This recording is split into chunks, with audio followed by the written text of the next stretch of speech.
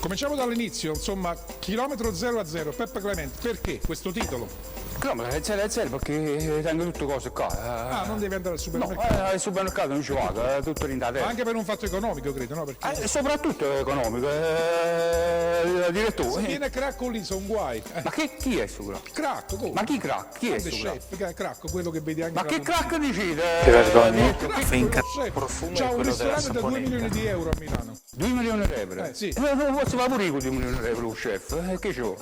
Cosa mangiamo? No, Cosa mangiamo stasera? allora, mangiamo una cosa povera, poverello. Cioè- Si chiama spaghetti di poverello. Gli spaghetti del poverillo. Come si fa? Spaghetti e poverello, la pasta. Poi insalata. Pasta. Pasta, sì. Beh, e le uova. E 2 Le uova. uova quante le hai pagate? Niente. Niente, perché anche i galini. Fanno le galline. La pasta quante l'hai pagata? La pasta, vabbè, l'unica cosa, ma è la pasta La che. pasta che è 1 euro, insomma, quindi No, un euro no, direttore, un euro no. La pasta per esempio dipende. Se tu mangi 5 persone spendi 1 euro, se mangi 2 persone spendi 20 centesimi. beh, allora questo è un piatto da Che 20 se- centesimi. 20 centesimi. Stasera ci mangiamo spaghetti Alla poverello.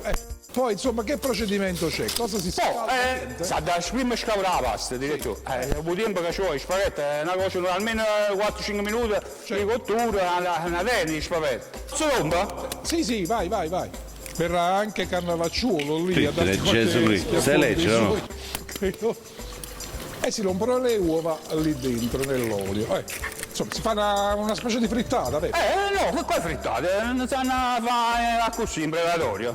Il nostro chef Peppe Clemente versa la pasta nell'uovo,